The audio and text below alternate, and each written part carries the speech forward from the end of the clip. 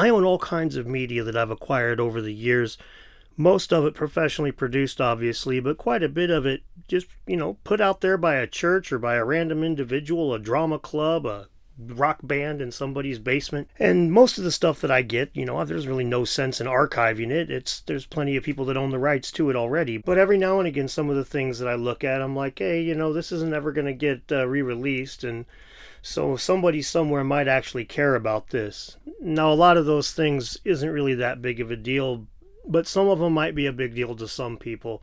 This might be one of those. When I was a younger man, a teenager as a matter of fact, my mom bought this book called Tailwind by a man named Robert Buskirk. He was a Green Beret in Vietnam. And I read the book because it was a Christian book, and then growing up in a Christian house, I was allowed to read this violent book because it had a Christian slant on it, so I read it a few times.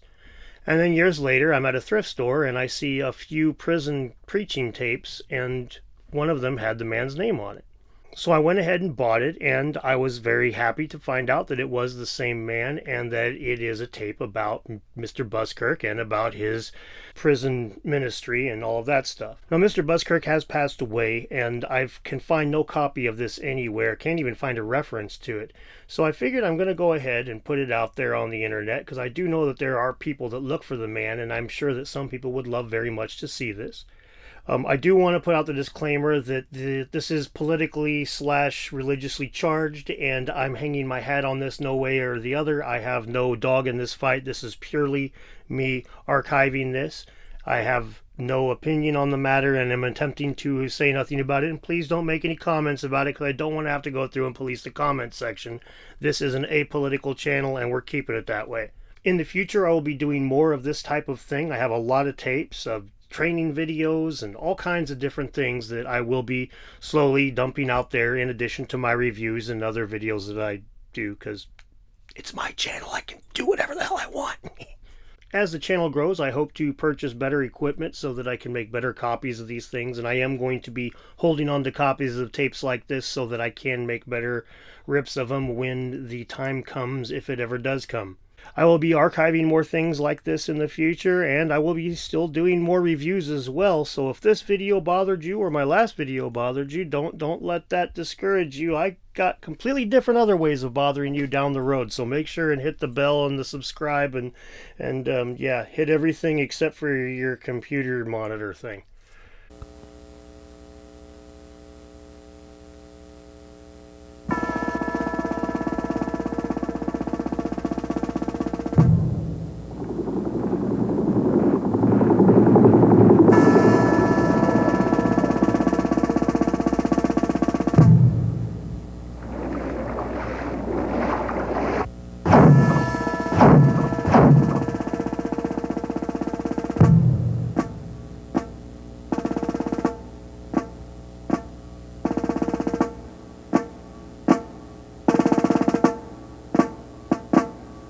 When Johnny comes marching home again, hurrah, hurrah, we'll give him a hearty welcome then, hurrah, hurrah, and the men will cheer and the boys will shout.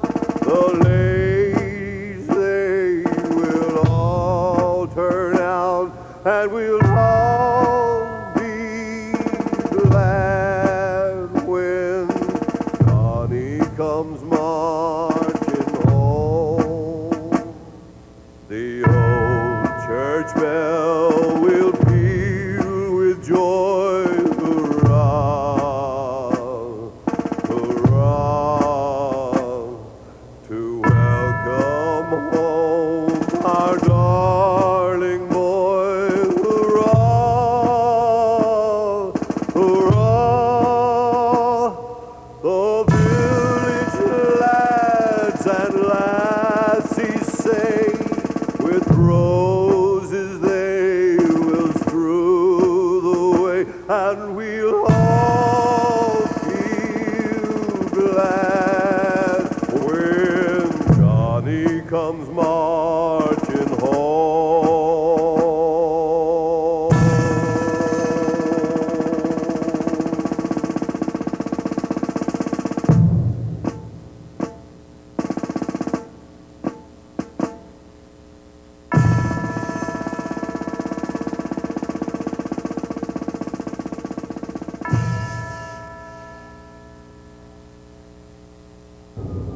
Bob, I'm sure that you know that on this Vietnam War Memorial, in the black marble, there are carved nearly 60,000 names of Vietnam soldiers, our men, who gave their lives in that war.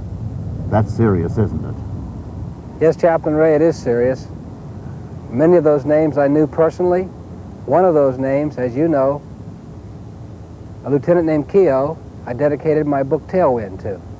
So when I look at those names, the death, the symbol of death that wall represents is there, but also I think in my heart they're home to rest, and there's some other Vietnam veterans that aren't yet home to rest. Yes. So I remember now more than the dead. I remember now the living. You and I both remember in a very special way the many thousands of Vietnam veterans that are in our prisons. In some of our adult prisons, it is estimated that 1 out of every 4 prisoners is a Vietnam veteran. As you know, those figures come alive to me every month as I travel into prisons throughout the United States. Last year to over 60 prisons where I spoke with inmates from one coast to the other.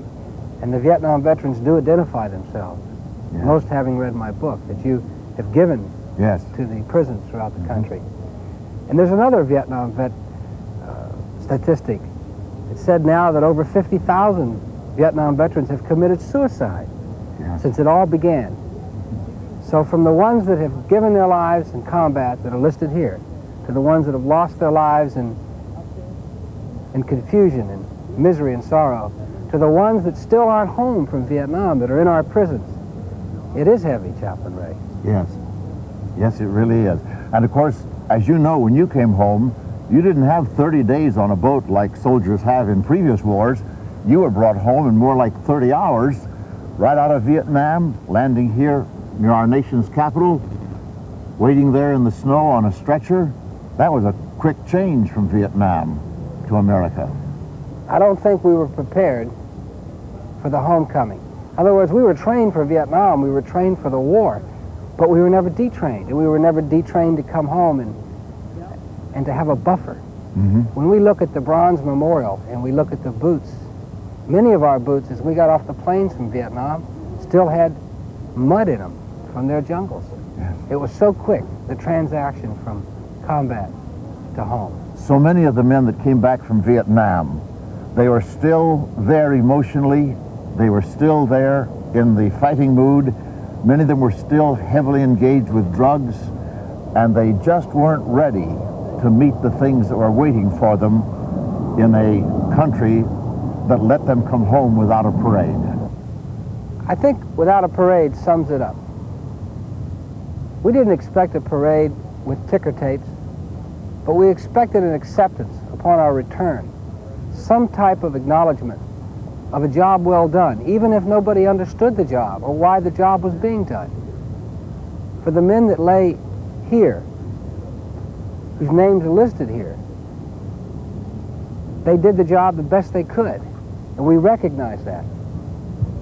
But coming home and facing the peace, for me, was more difficult than the war. Every Vietnam veteran who's incarcerated today, be it a mental hospital or a prison, has never had a parade, probably never will have a parade, and I don't think he's home yet from the war. Cleared for takeoff. Roger, 627. Well, Captain, when you came home, you had one advantage. You were medevaced home quickly, and then your hospital stay was like a buffer to help you to adjust and prepare for your ongoing life. Many veterans didn't have that. And of course, you and I both know some veterans who've had great careers since they returned. Men like Governor Carey, who's a Vietnam veteran, a Medal of Honor winner, a Navy SEAL, and achieved the high office of the Governor of Nebraska. I imagine if you made a quick trip back from Vietnam, it was probably quite a transition even for you. Well, it's a bit of one, yeah, because I went directly from combat into a hospital, which is a nice little buffer to have before you end back up on the streets. Yes. So, and was older. Yes. I was 25 years of age, and college graduate, and didn't quite face the transition that an awful lot of 18, 19-year-old young men did, going directly into combat, right back into the streets. So I had a little easier time in many ways, and I'm grateful for it. Yes. And of course, you know that we have a very large number in some of our prisons of veterans, mostly the Vietnam War, but of some other wars.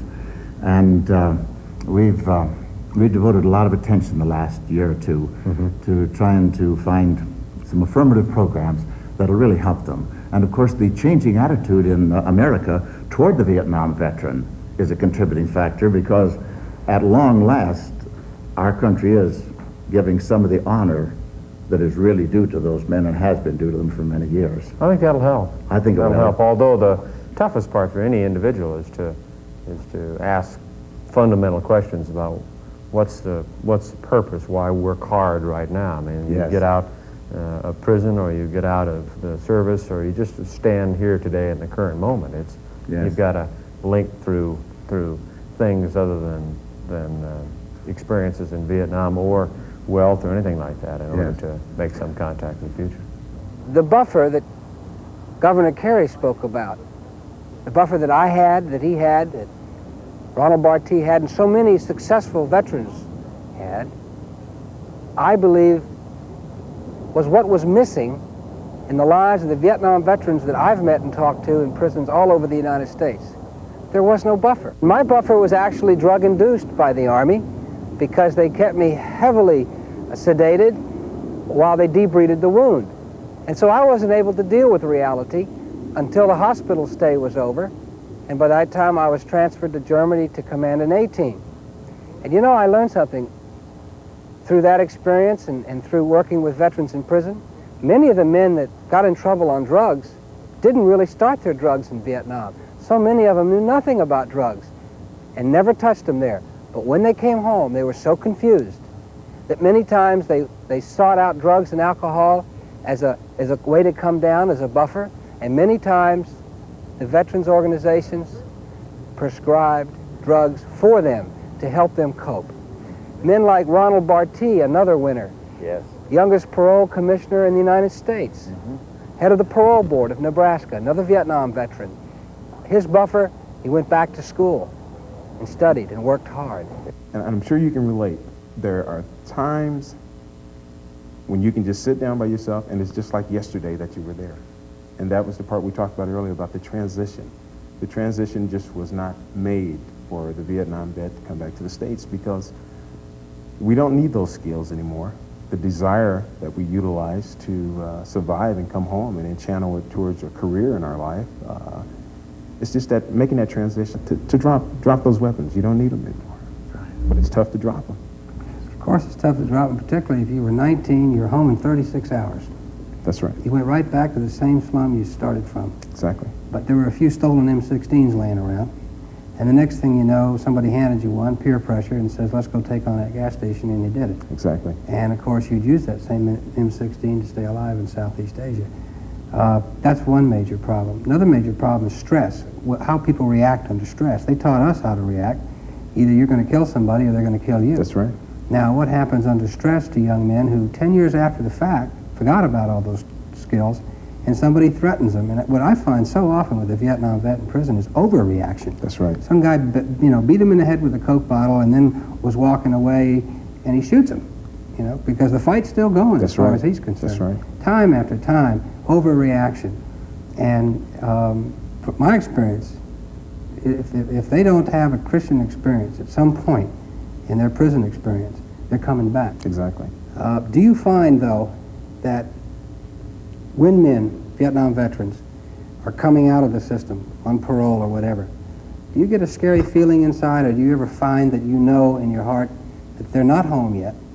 They've done their time, but they're not home yet, and that they're coming back into the system for sure? That is something that I guess I have nightmares about.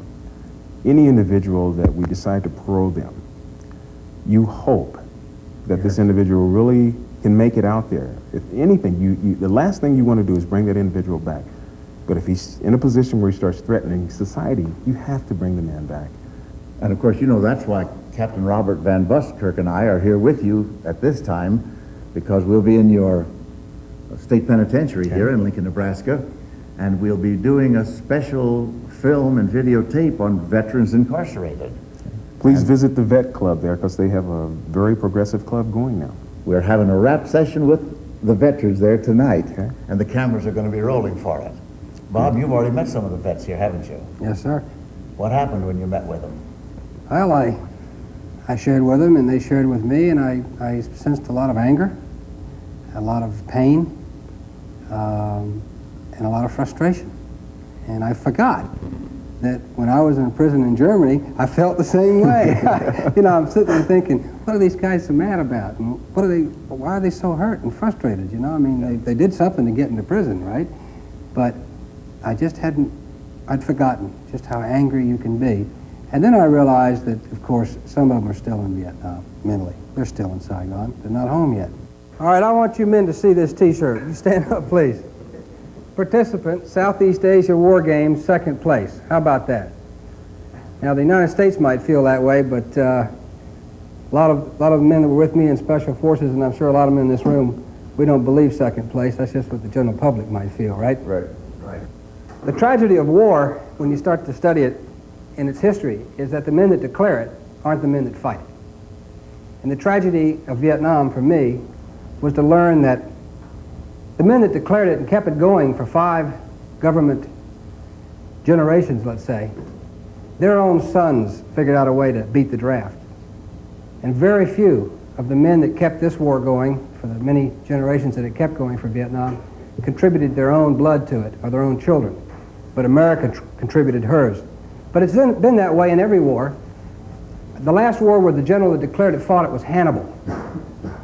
And the tragedy of war, at least in this country and in Vietnam, was that Vietnam only took our best.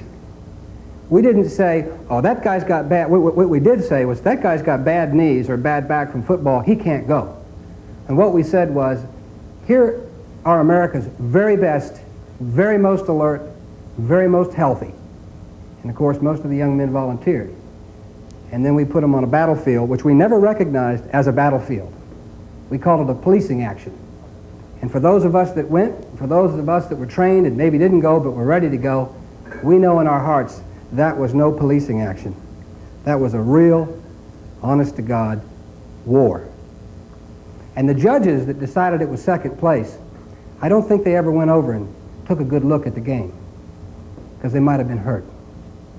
And those of us that did play the game for them, and they claimed us 2nd place, when we came home, the tragedy, the real tragedy is they blamed the warriors and not the men that declared it. I'm David. I was over in Vietnam. We had a little company of Special Task Force. We went on to a little mission over into a place that we weren't supposed to go and come back. We came back all right, but Charlie, Viet Cong, caught us in a 3-way crossfire on the way back. 3 of us walked out of the place alive. And we lasted about 3.5 days up there before they could send reinforcements up to us. I tell you what, after an experience like that, you're happy to be around somebody that you can really talk to and keep going with. I got to Nam 8 hours before Tet 68 started. The next day, I was going out into the live fire area, driving a Jeep with a shotgun rider beside me. We were zigzagging and the whole thing to keep from being a good target. Came around this corner doing about 40, 45, and we talk about knowing where the enemy is and how well-defined the battlefields are. Well, that wasn't true in this war. First day there, come around the corner, and I sideswiped this little kid. He's no taller than the Jeep, probably 4 years old. Well, we stopped long enough to get him in the back of the Jeep, unzipped his jacket, and we were only about 100 yards from our compound. And he had 3 grenades strapped to his waist. Talk about morale, moral issues. For a short time, a very short time, I seriously considered pulling one of those pins and just tossing him back into the edge of the road. I'm glad I didn't.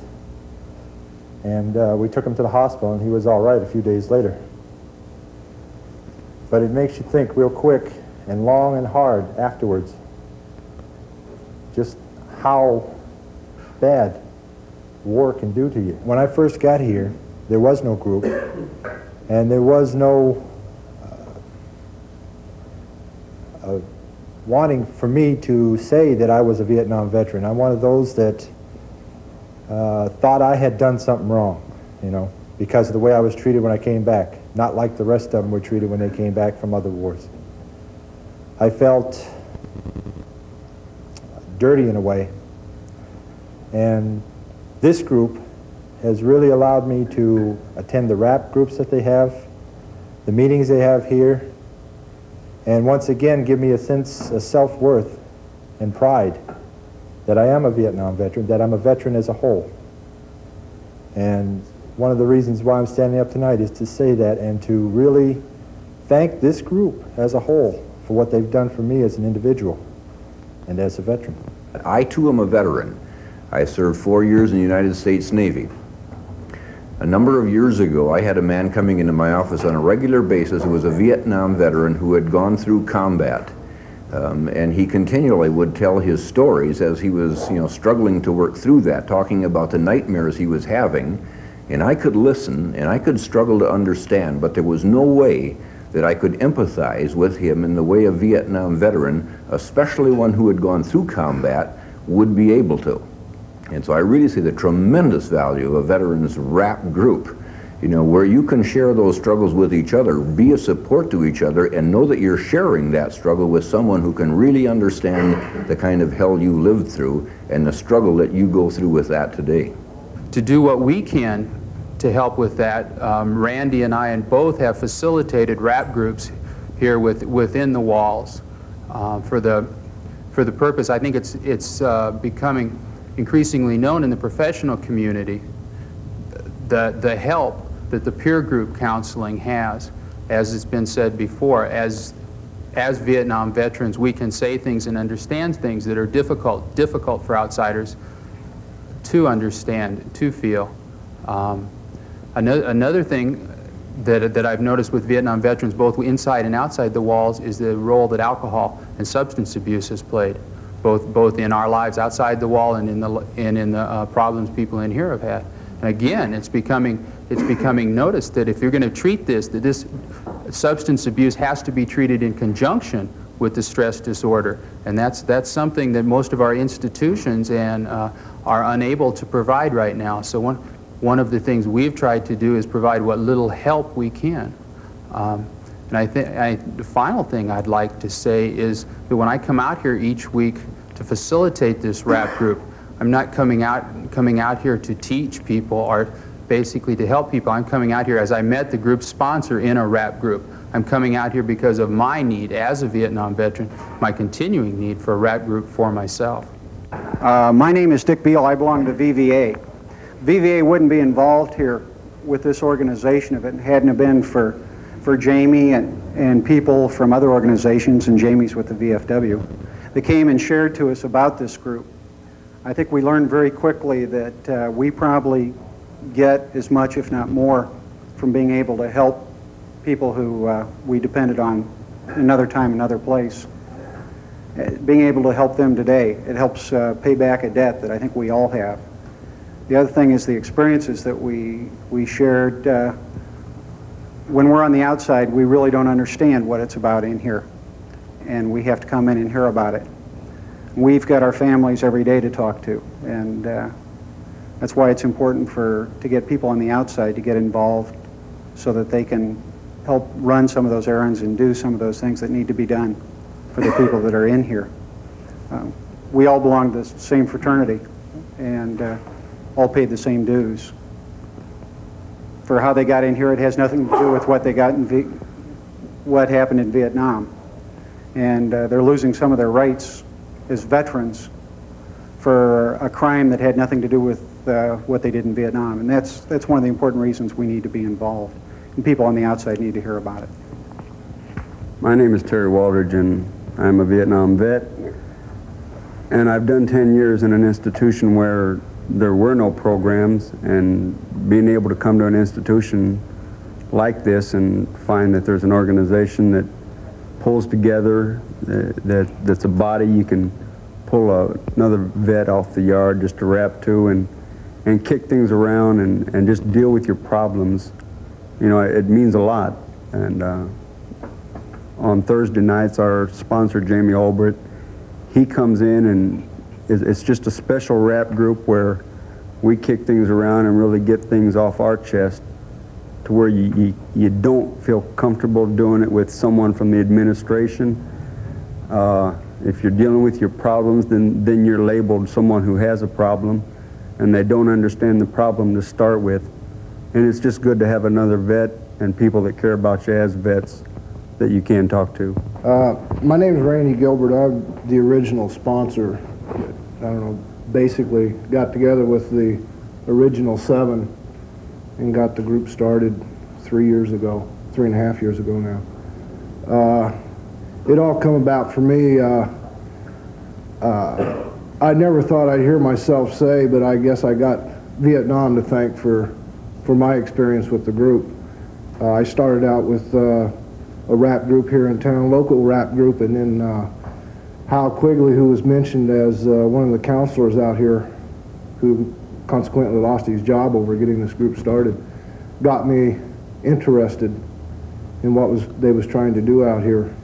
And I thought, well, why not give it a shot and see what happens?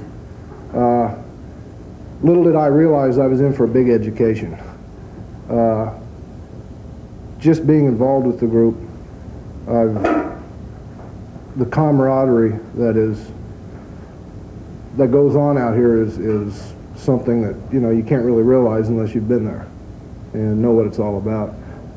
Also, the energy that the group expends on different projects and making the groups work, the rap groups, just the general body meeting, plus trying to get people to PTSD treatment centers, and money to help veterans leaving the organization going back out onto the streets. That energy I've picked up on, and it's made a big change in my life as far as commitments, overall feelings, and also just the fact that being inside the walls for 2 hours every other week, and whenever I'm facilitating a rap group out here, this group, I can't say enough about them, and they've been a big influence on my life, and thanks, guys. The NSP Veterans Group originally started with a number of Vietnam veterans that were having problems, and they just got together with a mental health counselor we had here named Hal Quigley. They met in his office 10 to 12 at a time and realized that there was a need in here for a veterans organization. They tried to get permission from the administration and ran into a roadblock there for quite some time. Hal Quigley ended up finally getting fired. And then we had the good fortune of getting a real good group sponsor named Randy Gilbert. And later on, the VVA local organizations joined us and have been helping us tremendously. I can't stress how much that you need the outside help to get anything going. Whenever you deal with the administration as a prisoner, unless you got somebody on the outside helping you, you're just about shot down every time. We've had a number of accomplishments and a few failures that we have had. We've had a couple men be released to post-traumatic stress hospitals in Topeka, Kansas. We've had one man released to a Norfolk post-care place because he had a medical problem. And we're still working on some of these things. We've got a man here now that's there's no way he should be in prison. He should be in a VA hospital. And unless we've got these people helping us on the outside to get him and keep him in a VA hospital, that's the only way we can get it done. We've also had Vietnam Veterans of America from Omaha as an interested group to try and come in and help us get some of the programs that we want to start in the institution to get started.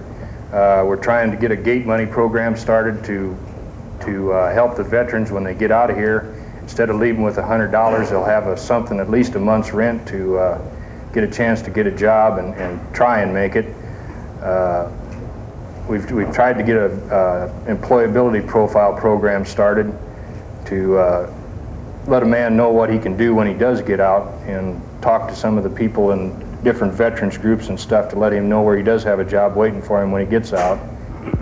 One of the things that many of the men have difficulty with, not only when they're on the outside, but before they ever came in, is getting a job and knowing how to find a job where apparently there isn't any available. This gave rise to a program known as the Employability Profile. This is a program that's on a cassette tape with worksheets. The men can check this out at any time, and the profile itself is kept by the men. It's a work history, an education history, an interest survey, priority survey, how to fill out an application correctly and completely, how to look for a job and prioritize the companies that you want to work with. The profile itself has no interest as far as an employer is concerned. As far as the employee or prospective employee is concerned, it gives them all of the ammunition they need to create the kind of job that they are most suited for or interested in. This is a program that has been developed for this particular group, and I can see this program being a great help to veterans or groups all over the country, whether they are incarcerated or even whether they are not incarcerated and want to change jobs for something better. I never got into the military, and I have a lot of respect for all the guys that did. And I hope that what we're producing here is going to be meaningful to every veteran that's in a prison in this country where they show this, and practically all of them will show it. But I can tell you, just like there's a growing awareness out here in the public that the guys coming back from NAM got a bad deal, and that it's time for somebody to, to come forward and say the things that should have been said a long time ago. Robert Van Buskirk and I thank you for letting us come. From the day that Bob and I met, we had a lot of common cause and common ground, common interests. And our International Prison Ministry, which now publishes 1 million books a year that we give free to prisoners, such as God's Prison Gang, Lash the Bonnie and Clyde Gang, The Enforcer, Holes in Time, Where Flies Don't Land, these and many more. We were privileged to publish his story, Tailwind. And I can tell you that that book, Tailwind, has meant a lot to a lot of guys in prisons all over this land. May I ask if everybody here has received a copy of his book, Tailwind? Is there anybody that hasn't got a copy of it? I've got enough in that red suitcase that's here so that if you'll open it up, when this meeting breaks up, there'll be somebody at the door with enough copies of Bob's book that everybody will get a copy. And we want to share with you your hurts, and we want to share with you your hopes and your dreams, and pray that they'll all be fulfilled, and that the worst of your tomorrows will be better than the best of all your yesterdays. We never give up, fellas. As long as there's life, there's hope. And there's nothing that's more wonderful than to see a guy get out of one of these joints and get back with his family and get back on the streets and have such good things happen that it eases a lot of the hurts and pains and memories. You know, Bob did a year in a German prison. He probably knew more about weapons than any man in Europe at the time. They rewarded him for Vietnam by giving him a tour of duty in Germany. And that's when the terrorists were running wild, and so they suspected him of providing the weapons for the terrorists. And so they held him for a year, solitary confinement in a tough prison. And finally they couldn't make a case against him, and so they had to let him go. This solitary cell in Lincoln, Nebraska reminds me very much of the military stockade cell where I was first put in Germany when I was first arrested. It had a door like that. It was actually smaller. It had a toilet and sink, very similar. And I spent 2 months of my life there.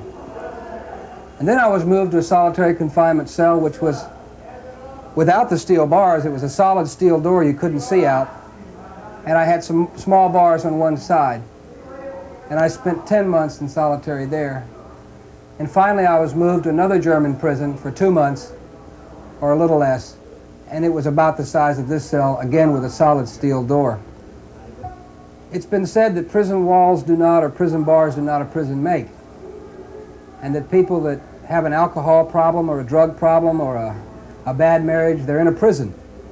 And that may be true. However, when you're in a real prison, and you know you might spend the rest of your life there, you're in a different environment that only people that have been there can understand. The one thing that remains in my subconscious thoughts about prison is that all the anger and all the hate, for whatever reason that you found yourself there, will focus itself into this room if you're a prisoner, and you'll have to live with these ghosts and live with this anger. And I think the most difficult task any prisoner has is to learn how to give that anger and get that anger away from this cell. And the tragedy is, there's really no way to get it out of this cell except through the Christian experience. The statistics show that the repeat offender rate, or recidivism, is 60 to 80%. And it's my belief it's the anger and the hatred in the hearts of the men and women in prison that brings them back again and again. And it wasn't until I was able to take that hate list or that anger in my own heart and give it to God in prayer that this prison no longer held me. And that's very important, and I remember that the day that I became a Christian and the day that God took my anger and hate from me is the day that those bars disappeared. And it's a day that I realized that the only thing the Germans had in that prison cell was a body. They had my body, but they didn't have me, that part of me which I knew is personal. And that's the terrific good news about the Christian relationship, is that even if you're in behind these bars, once you acknowledge your Creator, and once He touches you, these bars are no longer there. You fellas have every reason in the world to be proud. I say, you fellas have every reason in the world to be proud. I was proud of my kid brother when he was in the service. I was proud of him when he came home. I was proud of our son when he enlisted in the Air Force. Proud of him when he came home. And the fact that you're on this side of the fence doesn't make a bit of difference when it comes to real things like this. I'm proud of every man here. And I hope you'll always be proud of yourself. You have every right to be. And learning to understand that the Vietnam vet, all 9 million of us, are one big family, whether we drew enemy fire or not, and that we got to stay together whether we're in prison or not. That's the key. I still feel a sense of guilt about the Vietnam War, and millions of Americans still feel a sense about the war itself and the way that we neglected and mistreated our veterans when they came home. My father felt the same way until the day he died. He felt a sense of confusion and guilt, and he was there, as you know, almost to the very end as a soldier.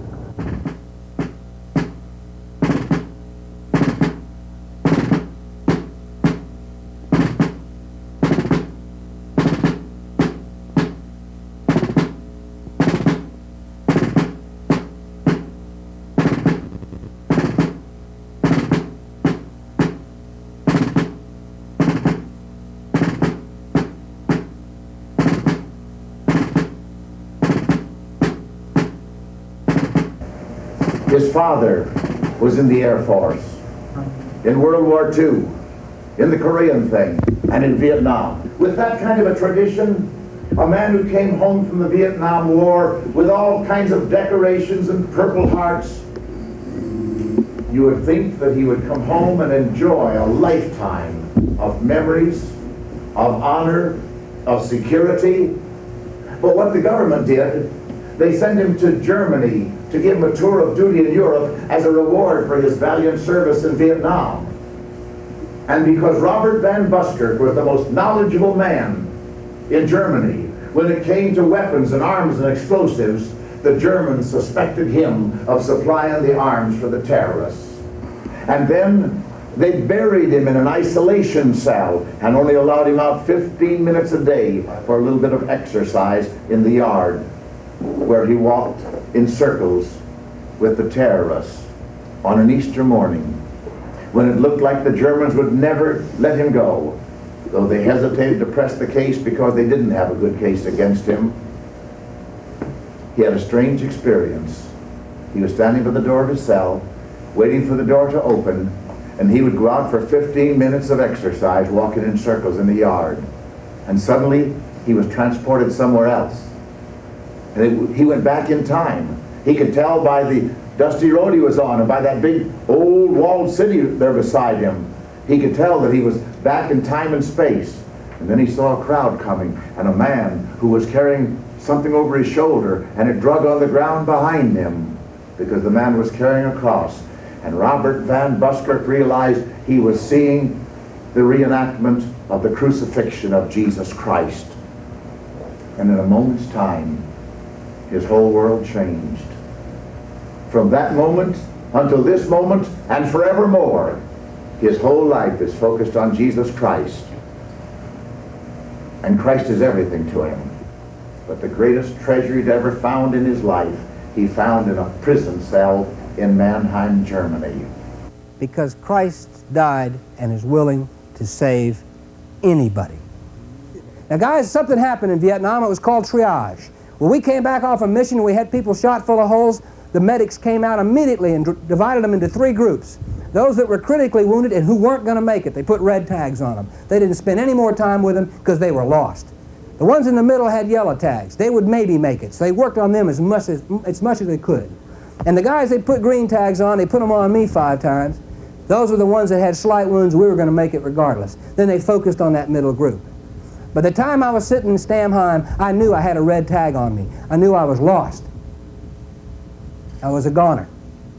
And nobody cared. The Army said, I'm a goner. He's finished.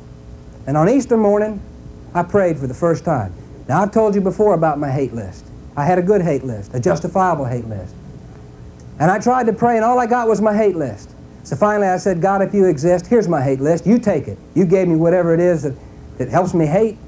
I gave him my hate list, and I was able to continue to pray. I prayed for my mother, my father, and my sister, and myself. Now, I prayed for freedom. I wanted that door, that steel door to open, and I wanted to walk out of that prison and never go inside again. I wanted to come home to the United States forever because you were willing to go to Vietnam and do what your country asked you to do, and you came back for whatever reason, confused. Society is not going to take the red tag off you. Only Christ will take it off you. Society put it on you. Why should they take it off you? As your rap sheet grows, the tag gets redder and redder. A relationship with Christ goes from red to yellow. You might make it. And as you walk with Christ every day, it goes from yellow to green. It's no quick fix. It's no presto whammo. It's a daily struggle. It's unconventional warfare. Now that's one thing I know. And a lot of you know unconventional warfare. You veterans that are wearing the veteran hats, you veterans that are wearing the Jesus buttons, that's unconventional in here, isn't it? Quite unconventional. You men that dare carry a Bible through this compound, I see a man with a Bible back there. That's a little bit unconventional too, isn't it? In this world today, I am convinced, and in this place, it's the sissies who don't accept Christ. All right, watch out, come on. It's the wimps that say, no, I ain't going to give it all up. I'm hanging on to my dope, man. I'm hanging on to my pervert sexual attitude. I'm hanging on to my being a pimp. I'm hanging on to being an armed robber. That's the sissies. That's the wimps. The true unconventional soldier hangs on to this in a relationship with Christ, and he lets all else go down. God bless you.